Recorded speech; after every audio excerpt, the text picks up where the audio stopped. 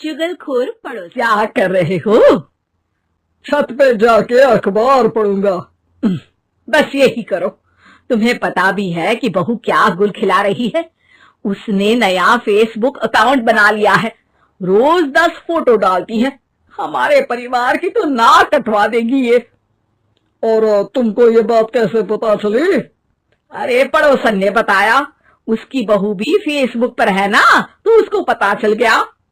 हाँ हाँ, जैसे तुम तो बहुत भोली हो। पड़ोसन रोज सास को उसकी बहू के नाम पर भड़काती थी। आज तो आपकी बहू कह रही थी मुझसे आके कि आप दिन भर खाती रहती है, खा खा के घटोत्कच हो गई है। क्या? उसने मुझे घटोत्कच बोला? अरे वो खुद ना कटी सुपर्णखा है। आप कह रही हो तो सही होगा, लेकिन आप उसको बताना मत कि मैं ये सारी खबरें आपको देती हूँ।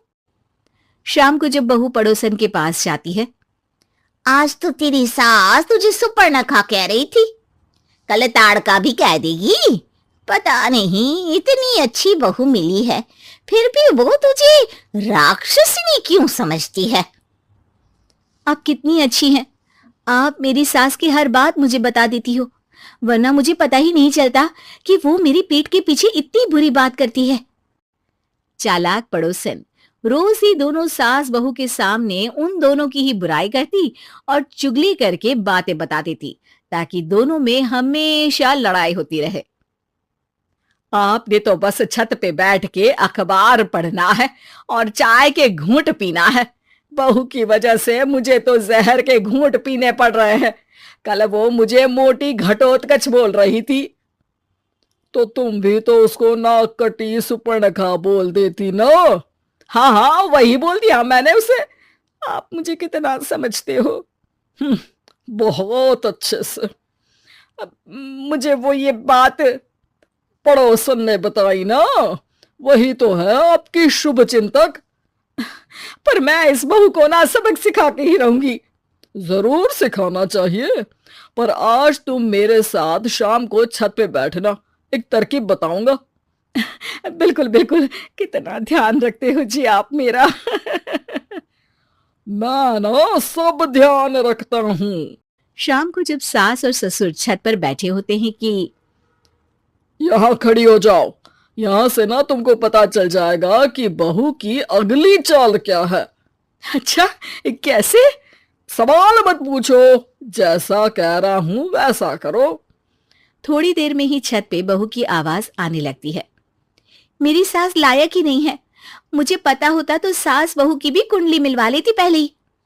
तेरी सास तो मुझे भी पसंद नहीं है, मेरे पास जब भी आती है तेरी बुराई करती रहती है। कभी सुपर्णखा कहती है, कभी हिडिंबा कह के कामचोर भी बोलती है, अरे कभी कभी तो चुगलखोर भी बोल देती है। काश आप जैसी होती मेरी सास। ऊपर छत पे पड़ोसन और बहू की आवाज सुन के सास के होश उड़ जाते हैं। समझी? जी समझी।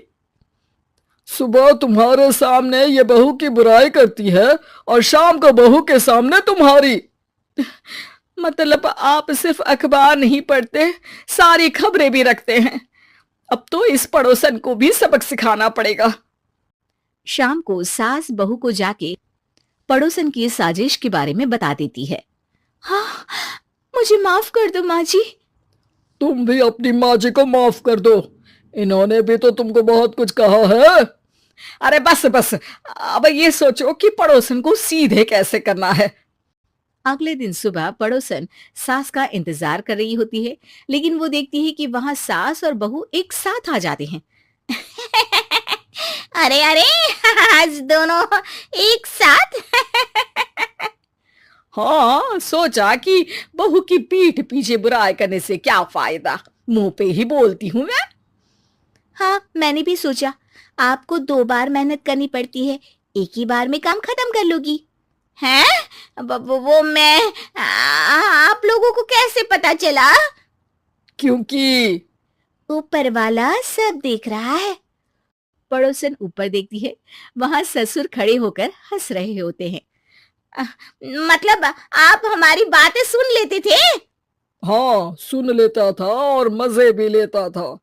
आपको तो शकुनी होना चाहिए। क्या चाल खेली है आपने, एकदम सास बहू के सीरियल जैसी। तो बताओ पड़ोसन जी, मेरी बहू ने आपसे अब मेरे बारे में क्या बोला? यही बोला कि सास बहुत अच्छी है, बहुत ध्यान रखती है। अच्छा, और सास ने मेरी क्या बुराई की? नहीं ना की बुराई, हमेशा तारीफ करती है। भगवान सबको ऐसी सास दे। मेरी गलती है जो मैंने आप लोगों में आग लगाने की कोशिश की।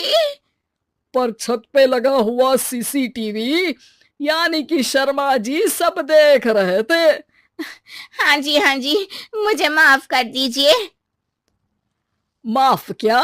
आपको तो अब हम साफ ही कर देंगे अपने वालों की लिस्ट से। आज से आपकी और हमारी बात बंद, लेकिन बुराई जारी रहेगी।